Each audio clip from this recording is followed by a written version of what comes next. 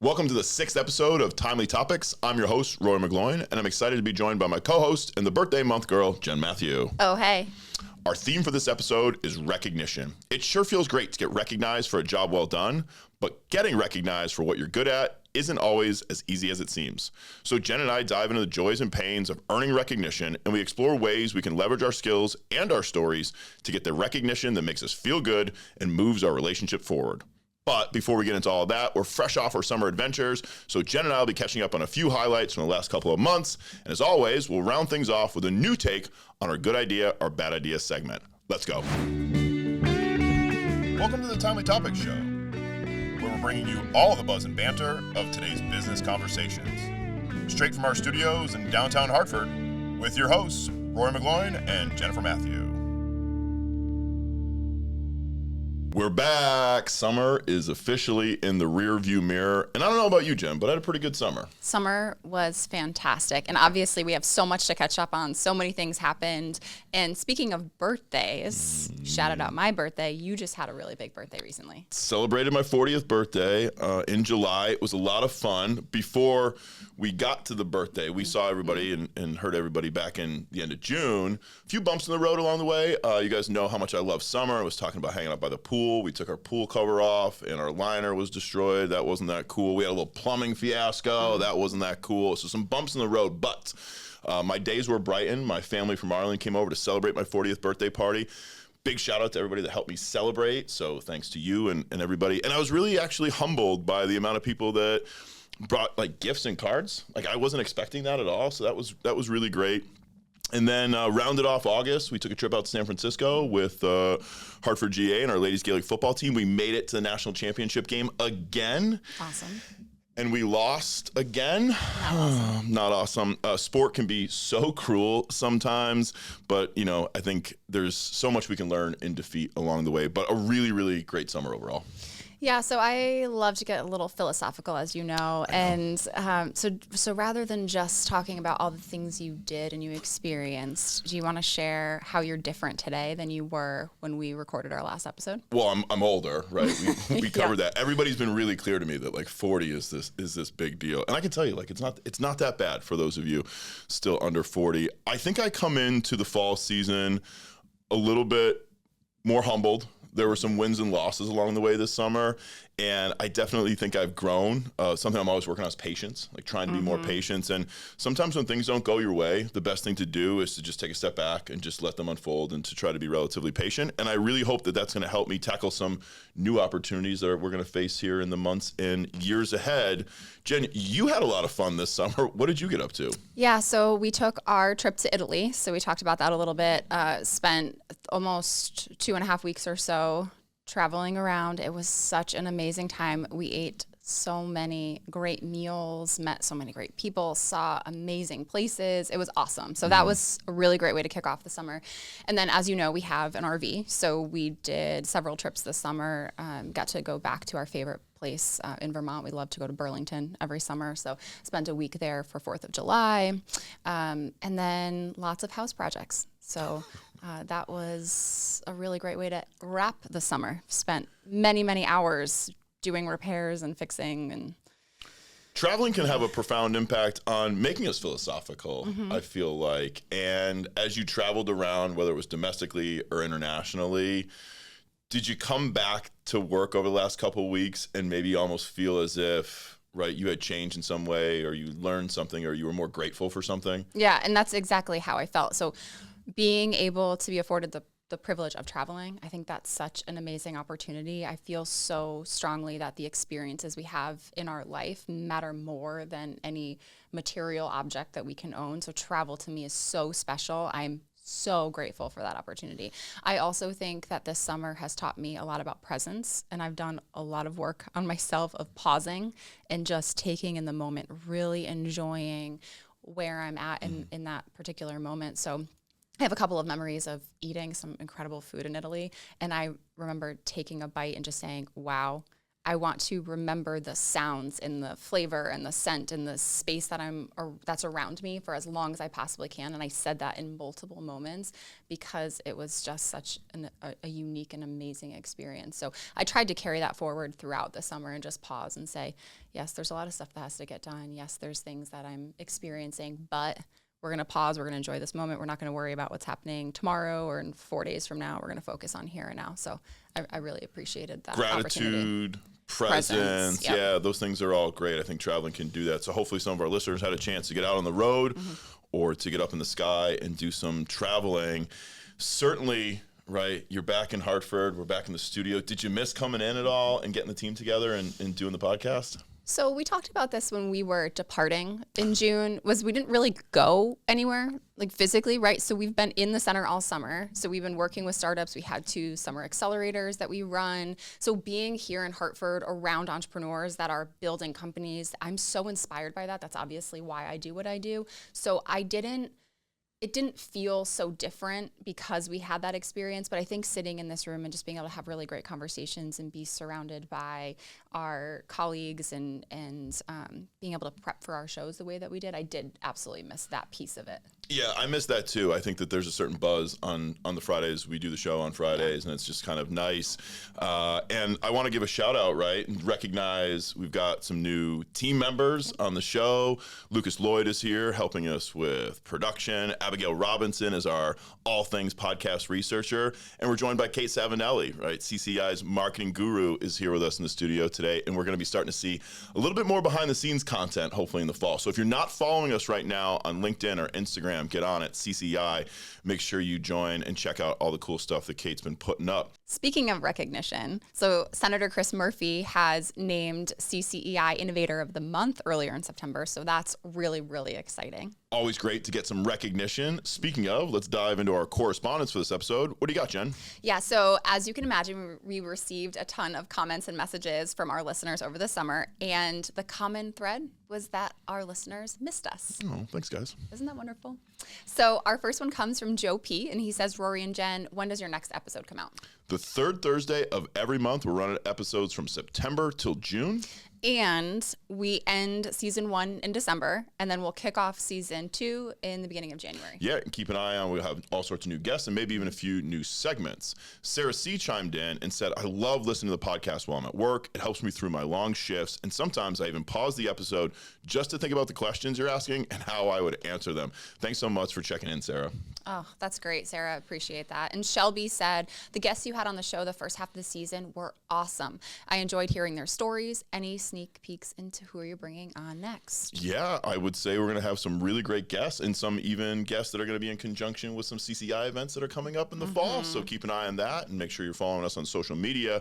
And then finally from Brittany, we really appreciated this one. You guys are always so great. Lots of words of wisdom. Thank you for adding a little bit of brightness to my morning commute. You are more than welcome, Brittany. You add some brightness to our day as well. We would love to hear from you. You can check us out on LinkedIn or on Instagram, or you can send us an email at collaboratory.uconn.edu. Send us in a topic idea, a question, comment, or thought, or maybe an idea for a segment coming up in season 2. Guess what just happened? No way, you're kidding me. Hey, did you hear about... Are you sure about that? I can't believe they... Really? It's time for Timely Topics. In this episode's Timely Topics, we're talking about recognition and its influence on us as individuals and in business. Whether it's a simple thank you for holding the door open or high praise from your boss in your latest project, being recognized makes you feel good. But getting recognized for the things that mean the most to us isn't always that easy. We dive into the value and influence of being recognized, its impact on us as leaders, and whether or not recognition is something that we should always be striving for. Let's get started. So for this episode, we're talking about recognition. And as always, we've been getting our notes together. Thank you, Abigail, for getting us some great content. Came across this really interesting statistic from a recent Forbes study. It said 65% of respondents said they would work harder if they felt like their contributions were noticed by management. And that really stood out to me because, you know, that's an interesting take on things. Yeah, and so that's interesting. And a Gallup poll polled U.S. workers and found that only 1 in 3 strongly agreed that they were actually receiving recognition or praise for doing a good job. What's going on here, managers? Like, we got to recognize our people, right? But Jen, before we kind of dive into some more facts and statistics about this, what's your take on recognition? Yeah, so I think that recognition, we do this every time that we bring a topic. There's the personal and then there's a business side to it. And so for me personally, I like to be recognized. It feels good to be appreciated. And I think I tie recognition to appreciation from a personal standpoint in relationships with the people that I work with, and really anyone around me. I like them to see that I did something for a purpose and intent.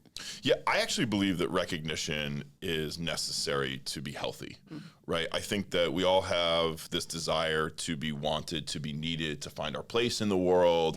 Yeah. And if we're going about our business and we're not getting recognized, I think it probably takes a toll on our health, probably first our emotional health, and then ultimately it starts creeping into our mental health, because maybe we start to second guess some of our behaviors, our decisions, and you think you're doing a job well done and you're not getting the recognition.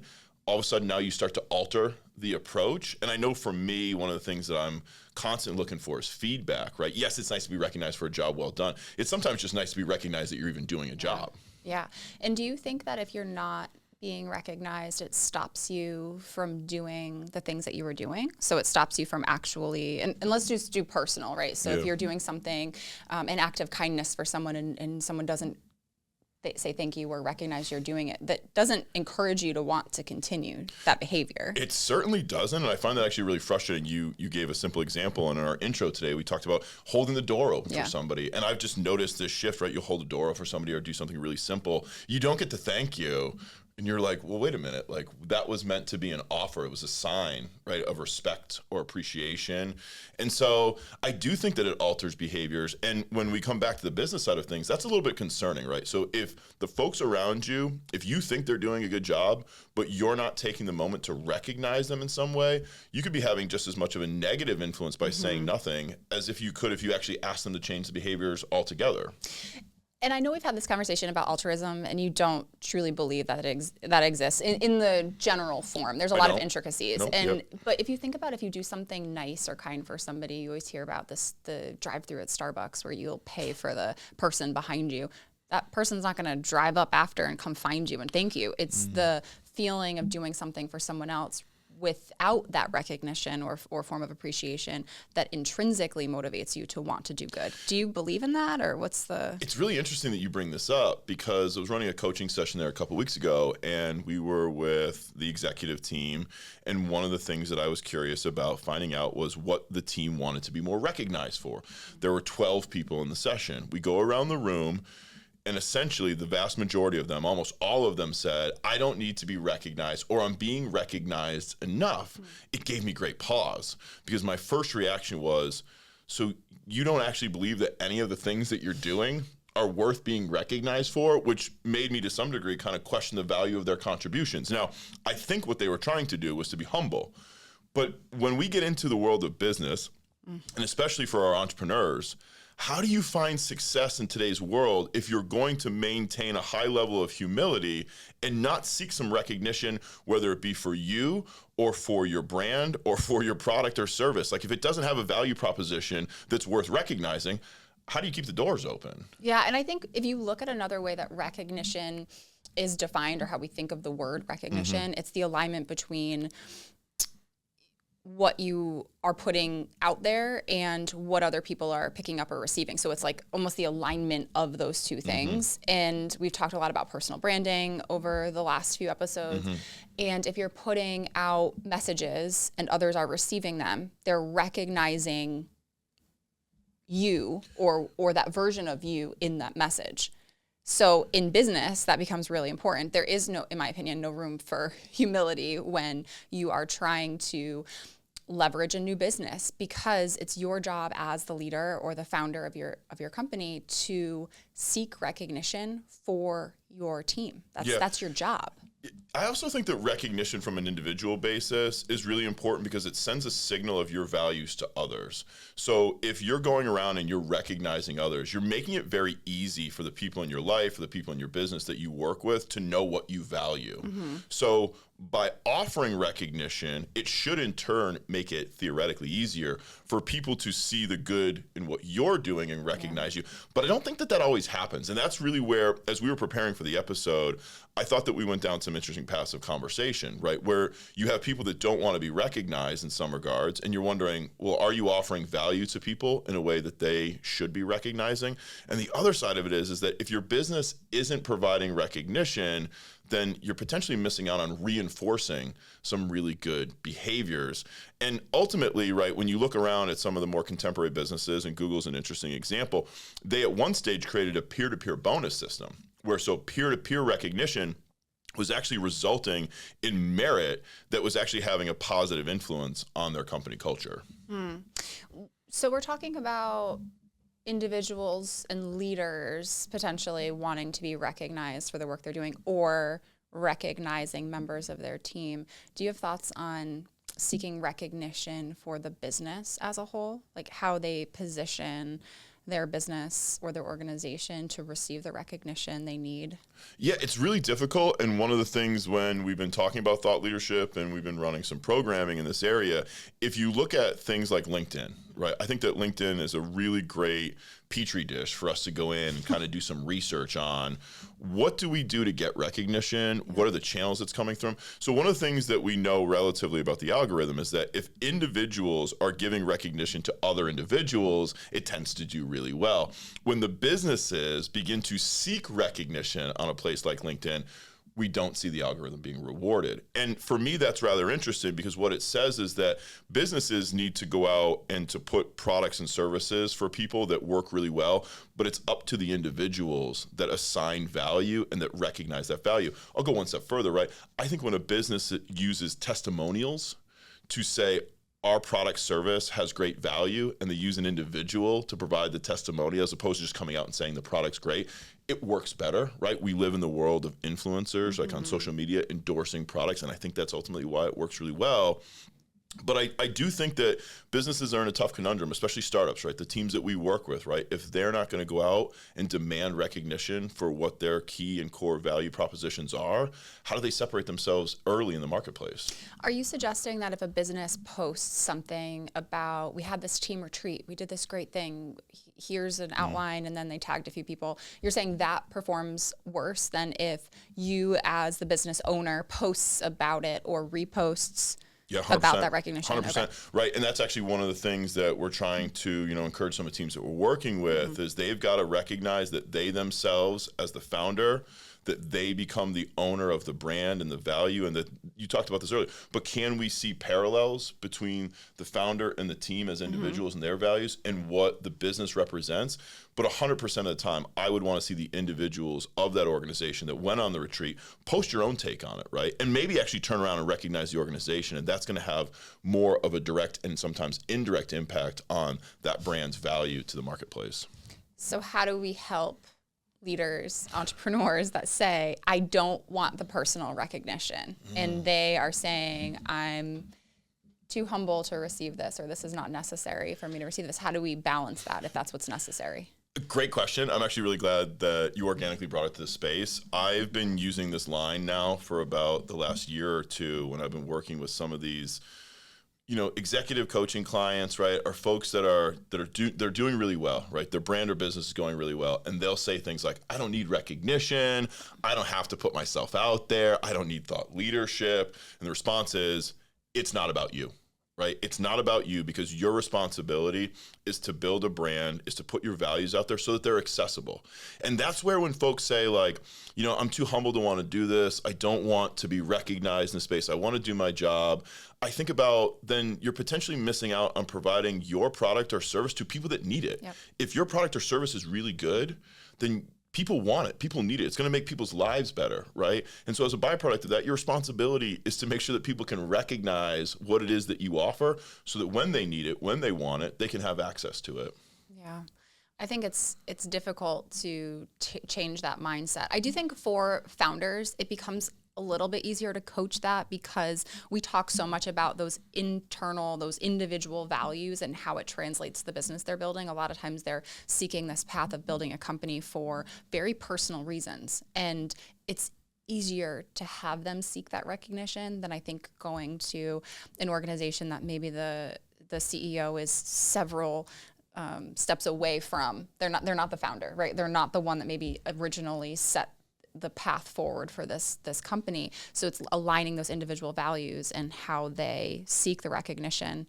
And I think those are two maybe different approaches or different thought processes on how to manage that. Yeah, let's kind of bring it back to the beginning. We had talked a little bit about recognition and its role in business, and we started with some quotes and some statistics there in regards to employees not feeling recognition. So, Jen, for you, how do you think you balance offering recognition for a job well done, but not oversaturating the team with feedback, right? Because I think one of the things that I was able to extract from some of these moments that I've had was that folks will say, I don't want a ton of recognition because I feel like I'm accountable to do my job, which is fantastic, right? Of course, that's great.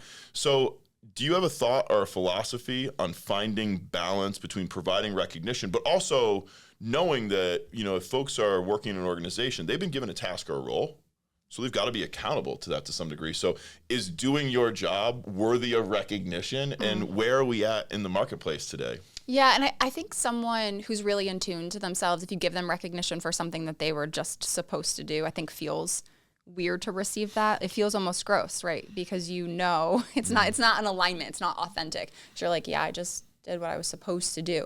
I think when someone is really creative or they take something above and beyond what was asked of them and they go out of their way to do something just because they're passionate and want to do that, I think that's a great place to recognize someone and to point them out. You also have to think about the individual person. And the challenge I've had as I've grown our team and worked with different people is that everyone likes to receive recognition in different ways. Some people want it to be in front of the whole group, and some get very cringy by getting that feedback in front of everybody. So you have to think about the timeliness, when you provide it, how often you provide it, and knowing when they need it the most and how they need to receive it. Yeah, and to kind of like wrap things up on that note, I was just going to share one more thought, right? Helping our listeners think about, right, their responsibility when it comes to recognition. I think the one thing that I would like to add is take control over the role of recognition in your life.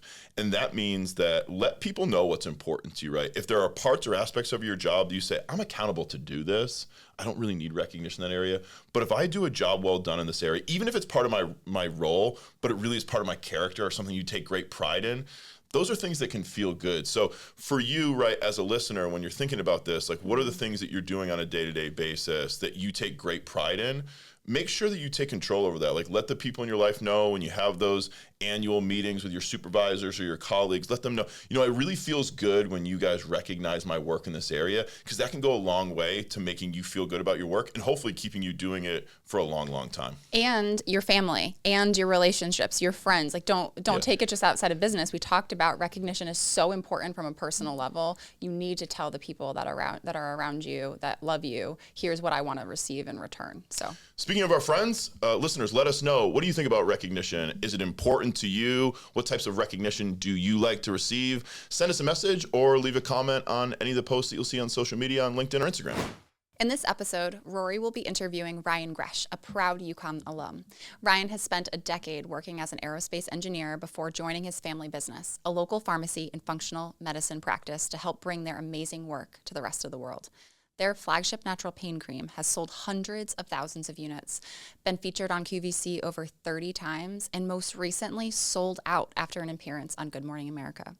Now they're focused on bringing even more products to the market that improve our body's natural ability to heal. Clinical grade supplements and at-home testing that identifies food in your diet that triggers inflammation. And they call it fighting pain with wellness. Ryan has been an advocate for CCEI, mentoring our entrepreneurs and startups and serving on our advisory board. I've been looking forward to having him here in the studio. So let's go. Ryan Gresh, welcome to Collaboratory Studio. We are so excited that you're here. Love it. I've been hearing about this thing for a long time. For a long time, early yeah. days. That's right. And so we finally got you in. We've got a ton of ground to cover, so let's dive right in. First off, life's good, family's good. Life is amazing. Everybody's good. So when the business is good, I heard that you're also playing your best golf too. Well, that's the problem. I am playing my best golf, but I'm not playing enough golf. Okay, well that's okay, Because business right? is too good, but that's a good problem to have. Do you want more golf or do you want good golf? I want business to go so well that maybe in 20 years I can play all the golf I want. Okay, there you go, folks. All right, let's do this. Let's talk a little bit about your story. You are a UConn alumni. You've been a great supporter and advocate for CCEI. We go back to the early days. You left UConn, you worked in aerospace, but ultimately came back home in a way to become an entrepreneur. Can you give us the snapshot version of how that all unfolded for you? I was at UConn, studied mechanical engineering. I always wanted to be an entrepreneur. I had this itch, and I was fortunate enough my senior year they started. It was really entrepreneurship back then, 2008, was not the same as it is today. Mm-hmm. And so we had a professor, Rich Dino, who I think has since retired, but he started the first senior design entrepreneurship course where he took engineers, just a handful, one or two from each demographic of engineering, gave them 4 MBA classes and said, instead of for your senior design project making a new turbine blade, you're going to go and create a business. He paired us up with these 40-year-old MBA students, and I'll just never forget the crash course he gave us about figuring out what the market needs, not developing the coolest engineering device you could, but really listening to the audience. So I took that, I spent a decade in aerospace, and I tried to start 100 different businesses. Every day I was calling my best friend on the way in and home from work, like figuring it out. We started some. They all failed. Mm-hmm. Even at UConn, we started a really cool one that got a patent and won business plan competitions. It was a school project that failed. Mm-hmm. And right in front of me the whole time was my dad and the work that he did. So he's a pharmacist, compounding pharmacist, and functional medicine practitioner here in Connecticut. And he formulates incredible products right in our pharmacy. And some of the work that him and my brother were doing, in fact, my grandpa was a pharmacist, 6 of my aunts and uncles, it's the family business. You're like, wait, why'd you go into engineering? Because when I grew up, my dad owned a conventional pharmacy, and he was not helping people. Mm-hmm. Think about the opioid epidemic in the 90s. Like, that's what I saw, so I ran away. Yep. And then 6 years later, my brother Mike, he goes to UConn, studies pharmacy because he saw my dad and his passion actually helping people. Right. And when I saw that new side of him, I came back and joined the family business, and I created the Feel Good Lab to take the work they were doing in our community out to the world. Love it. Love it. The rest is history. I think there's so many great parts that our listeners can relate to there, right? You grow up around something. Sometimes you take it for granted, right? So for all the moms and dads out there, you're doing the good work, right? Just keep hammering on those values. And we go out and we try to find ourselves. But ultimately, if the values at home are good, it makes it easy to come home. And I just think that that's a really great story and a great tribute to all of you. So there's been a lot of success. We're going to dive into the Feel Good Lab here in a moment. But we're talking about UConn. We're going back to those early days. You can think about yourself, 21, 22, graduating from college. What's something that you're doing today that you never dreamed that you'd be doing when you were a younger Ryan? I would say the biggest thing is, and it wasn't until recently, to be honest, when I had some partners leave the business that I realized this, I was always looking for other people to solve things. I need someone to do design. I need someone to do marketing. I need someone to do, I could do it. Mm-hmm. It takes a little time. It's a little scary, but like actually now that I'm doing it, I'm like, you know what? I wish I had done this from the beginning. Mm-hmm. I wish I knew I was capable of, listen, you got to learn it. You got to dive in, and you got to spend some time being really bad at it. But now that I'm actually doing it, I'm like, man, I was so afraid. I felt like other people needed to come solve all my problems, and that's just not the case. So do us a favor here. Tell us a little bit about what the Feel Good Lab is, because I'm going to dive into some specific questions in a moment. We were just having a great conversation here in the studio before we got started. We all want to learn. We all want to know. Ryan's a genius on this stuff. But give us a synopsis. What is the Feel Good Lab doing? What are you guys offering? What are you bringing to the marketplace? Yeah, the Feel Good Lab is a plant-based wellness company. We launched back 7 years ago with our flagship product, which is a natural pain cream. Mm-hmm. Think of an Icy Hot Biofreeze, and I hate using that analogy, but the reason I do is because we're an FDA-approved drug, just like they are, except for the big difference is they have 15% menthol, gives you that cold sensation. That's all they really are. Mm-hmm. We have 1% menthol. The beauty is it makes us an over-the-counter drug, so we can make claims against arthritis, back pain, etc. But 99% of our formula are plant-based ingredients to help us address the root cause of pain. Out-of-control inflammation, oxidative stress, and lack of blood flow. So things like turmeric, glucosamine, chondroitin, MSM, I could rattle them all off, right? Mm-hmm. These incredible plant-based ingredients that my dad figured out as a pharmacist. Wait a minute. Nature oftentimes gives us the best solutions that actually have synergy when they work together versus when we just pull out one compound from what nature gives us and maybe patent that to create a pharmaceutical. Oftentimes there's downstream side effects that happen and loss of efficacy. So those are the flagship products we launched. They're still our top-selling products, but we really have this motto that my dad lives every day at our functional medicine practice. We call it fighting pain with wellness. If we can improve your overall wellness, then our topical product is going to work so much better. Yep. So we have a line of clinical-grade supplements, things like vitamin D, fish oil, curcumin, which is a great anti-inflammatory. And then the thing that I think we'll chat about a little later is this at-home test we have called our food inflammation test. That's even better than taking supplements to help reduce inflammation. Because if we can identify what's causing it before it even starts through the food we're eating, it can be game-changing for people. Yeah, and we are going to get into that because it's something that I'm, really, quite fascinated about. But we got to back up for a second because somewhere along the way, Ryan heads, we create the Feel Good Lab, and we start getting out there, and we're fighting pain with wellness. You did something that, back in the day, I would have studied marketing and early communications. QVC was an important part of America's early sales, especially if you were an entrepreneur, right? We go back to the 80s. If you're an entrepreneur, you wanted to get on QVC. They were going to give you 5-minute slots, and you were going to get in there and try and crush. You've done it. You've been on QVC now a couple times. Probably just 30 times. 30 times. All right, cool. I just want to know, right? Tell us a little about that experience. What did you learn from that experience? How did you prepare? What did you take away? And maybe even for anybody out there that's trying to get to this space, what advice would you give them? Well, the first piece was they said no 50 times. Cool. And then we fought and fought and fought. I said no. They said your category's dead. We did OTC pain. People don't trust it anymore, especially through our channel. No way. I said we have a different story. We have a more personal story. We have a different product. They said fine, we'll give you a shot, but if you fail, you're buying all your inventory back. So we finally get on. We had to go through this crazy claims process because you're on TV. They've been sued 1 million times, so you got to be really careful about what you do and don't say. But once you get past all that, and that's about 1.5 years, so I'm not trying to downplay it. It took a long time. Then you start to get introduced to the host you're going to work with. Here's my biggest advice. If you're my host and you've never seen our product or tried it, the audience will know. The audience tunes in because you are their friend, and they pay attention and they trust you, but they can also tell when you're being honest or you're just trying to sell a product. You have to find hosts that genuinely love what you do, and especially in our category, because our demographic, especially the demographic that watches QVC, they're a little older, they have chronic pain, they've tried everything. She tells me that every time I answer the phone. I've tried everything. There's no way this is going to work for me. Right. So if you get a host that gives you that credibility, and we had one, he loved the product. He gave it to all his aunts and uncles and his friends, and he had stories that he would genuinely have to tell on air, we'd sell out. It was amazing. But when I go on air with hosts that clearly haven't, it's like crickets. You know what I love about this story? Communication professor and spent a lot of time in the research field. One of the things that we always talk about is that if you're working with an audience that doesn't know you and doesn't have credibility, the most important thing is who introduces you. And there you have live and living color, like an applied example that credibility can be bestowed upon another for the benefit of a particular audience. Let's keep this train moving. You had a really cool opportunity over the last year or so to work with UConn Athletics, in particular with the UConn basketball team. Picked a good season to start, right? Championships coming home. Tell us about what that experience was like for you, especially as UConn alumni, someone who would have been a basketball fan, right? And then now you're getting a chance to go work with those athletes and help them. I mean, my dog's name is Kemba. Cool. I applied to one school, and it wasn't because of engineering, right? It was because of basketball. So it's like a dream come true. And the cool thing about our brand, so there's all this NIL stuff nowadays, right? So there's an easier way to communicate with athletes because they're looking for something in return. The beauty of what we do is we can actually help them. We don't have big budgets. We're not coming to, Cam Spencer and saying, here's 25 grand.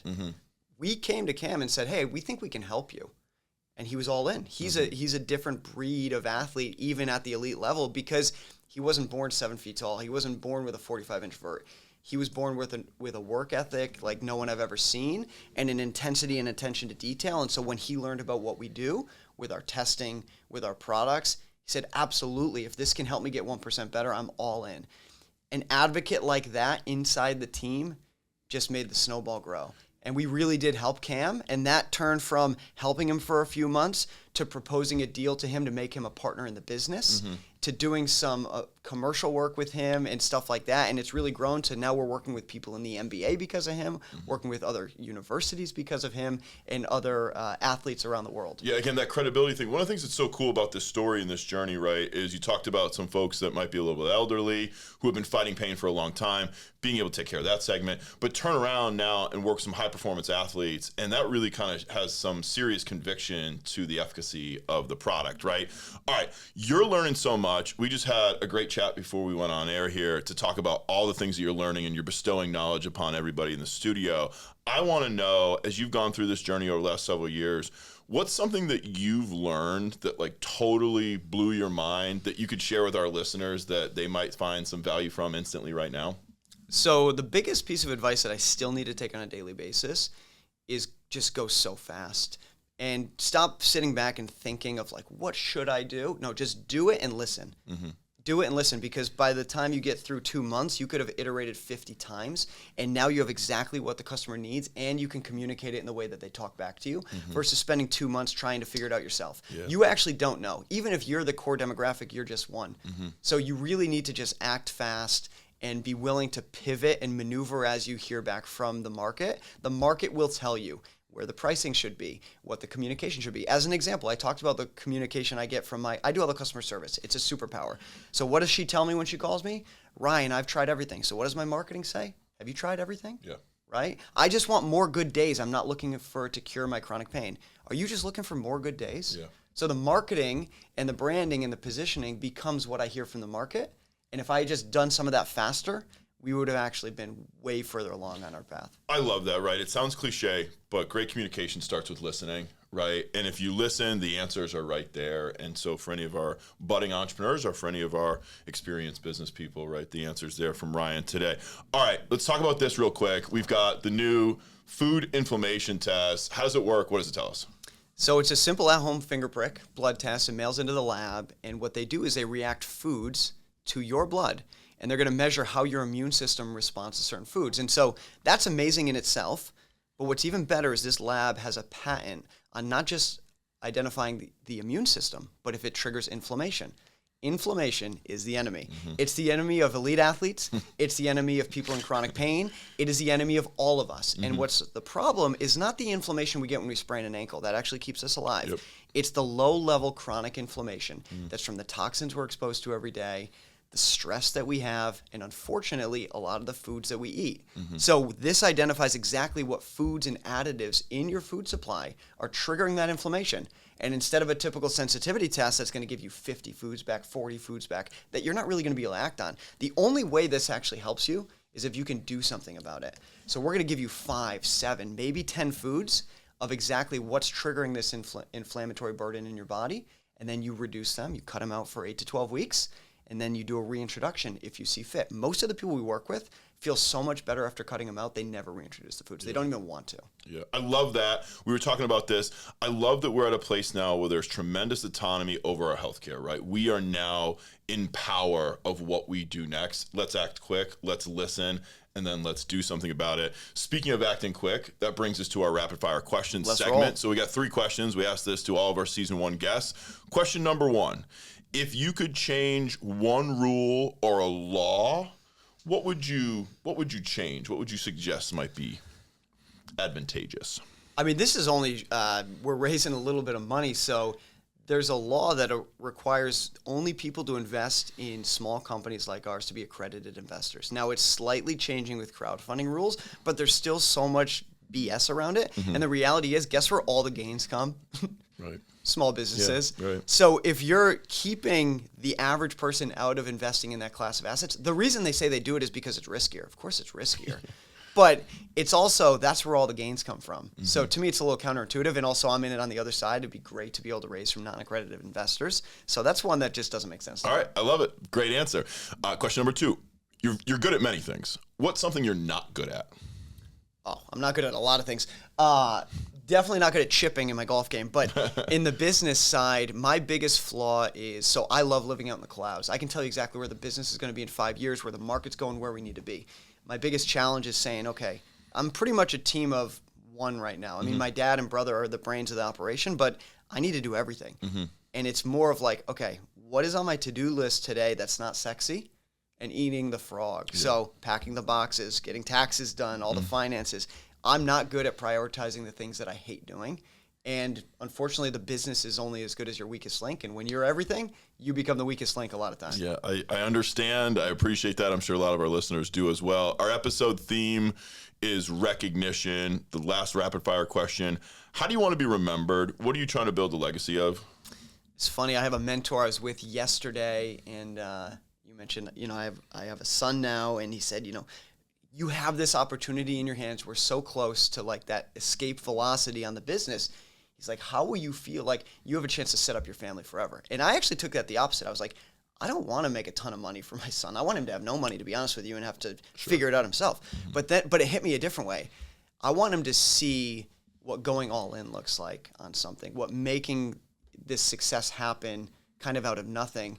It's not about the reward you get at the end. It's about the day-to-day progress and being in the hustle. Those are the things I want to instill in him. He's not getting any of the money, right? I want to start a lemonade stand when he turns 2 years old and help instill those values in him that he can get on his own, not just give him a bag of money because the business was successful. Yeah, knowing you, Ryan, it'll be great lemonade too. Thanks so much for coming in. Please go and check out thefeelgoodlab.com. The new food inflammation test is available, or Ryan loves to connect with his people, so he's on LinkedIn, Ryan Gresh. Send him a message, get in touch. Ryan, thanks so much for coming in. Yes, please. Always fun. Awesome conversation, Rory, and special thanks to Ryan for coming into the studio and being a part of this episode. Now, let's dive into the good idea or bad idea segment. Good idea? Bad idea. All right, so for the second half of season 1, we're shaking things up for our good idea, bad idea segment. And now one of the co-hosts is going to present their mystery topic to the other, and we'll see what they have to say. Can't wait. All right. So, Jen, you were randomly selected to provide me the mystery topic for this episode. What did you come up with? So I'm going to try not to go on a tangent because I feel incredibly passionate about this topic. And I'm not the one answering. Okay. Or maybe I will. Okay. Because I feel so passionate. Okay. Okay, so you know how every year seasonal items, whether it's Halloween, Christmas, you name the holiday, it feels like those items creep out into the stores earlier and earlier and earlier. Mm-hmm. For example, this year, pumpkin spice latte from Starbucks came out. It felt like before 4th of July. I know it wasn't. It was in August. But is that a good idea or bad idea for businesses to overextend the holiday seasons? Wow. That's a really tough one for me because I, first and foremost, would be somebody who would be desperately trying to not pay attention to this stuff, right? I'd just be going through the stores and it wouldn't dawn on me, although I do love me some Christmas music. I think it's a good idea for one reason, is because if you can provide value to your customer and it allows the customers to acquire items potentially at a lower price, if it allows supply chains to be able to keep products in demand for a longer period of time, from a business standpoint, I can see the idea of it. From what I gathered in the news cycle was that Starbucks sales were down and they actually were turning to pumpkin spice to really ratchet things back up. I think that becomes a little gimmicky to me, right? I think when you're relying on that approach to increase sales, it starts to make me question, right? Like, is the value still there? And not for nothing, but with something like that, why can't we leave it on the menu all the time? So it comes down to supply and demand. If the demand is there, then relatively provide the supply. But if they're turning down the supply to increase demand, which I think that they used to do for the holiday seasons, that's where I think that you have a conundrum. So I think it's a good idea from a business standpoint. From me personally, it kind of drives me batty, right? When you've got stuff that's out in the shops before a season is done. Like, I just think that that's weird. It kind of takes away from what you talked about earlier in the episode, which is being present, right? Like really appreciating and being present. I know Jen would love for me to ask her opinion on this. I'm waiting for it. So we're going to go with the new segment, and I'm going to say, Jen, what do you think? Oh, perfect. That's so great that you asked me to respond to this. I have a few thoughts. It is exactly what you said about the presence. When I'm strolling through the market store, like in whatever season it is, I want to just be in that season. I throw all the pumpkin at me right now. Just let me take it in. But I don't want to be going and buying stuff for a summer picnic and see like Christmas trees out, which is what I saw in a few stores in July. Wow. Insane. Yeah. So I think that there's a balance there. I also think when there's these like one-off exciting opportunities to grab something that's seasonal and fun, I'm only going to do it once to say I did it, like the pumpkin spice latte. I'm going to get it one time. So if you give it to me in August, I'm still only going to try it that one So time. you've in had the your season. pumpkin spice latte for the No, season? Okay, because just I checking. feel strongly that technically summer does not end until the end of September. So it's like September 21st. So we're a couple of days away. And at that point, I will release my summer, even though I'm feeling slightly hypocritical because I'm all out in my fall gear, but that's a whole other thing. So I think it's a bad idea from a business standpoint. I think you're just extending shelf life of things that are just going to sit on your store shelves for longer, and I don't think you're going to ramp up more sales. And you're making your customers like me really annoyed. So there you have it, folks. Let us know whether or not you think it's a good idea or a bad idea. Also, let us know what your favorite seasonal item is so that we can keep an eye on whether we're starting to see that in the stores. If you see any seasonal items that are a little out of place, you can let us know that as well. That's our show. Thanks so much for checking in. Please be sure to share it with your friends or drop us an idea for a future episode, topic, or guest. And don't forget that we record our episode right here in the Collaboratory studios in downtown Hartford. That's right. Coming up over the next few weeks, we have the Innovation in Connecticut movie premiere featuring our very own Jennifer on Wednesday, September 25th. The Wolf New Venture Competition is in Hartford on Tuesday, October 1st. Keep an eye on our social media for details on that. And CCI's book club launch event will be on Thursday, October 3rd at the Rule of Three Brewing. We're kicking off the start of Erin Hatzacosta's book tour for her newest book, The 50% Rule. Until next time, good luck in all your endeavors.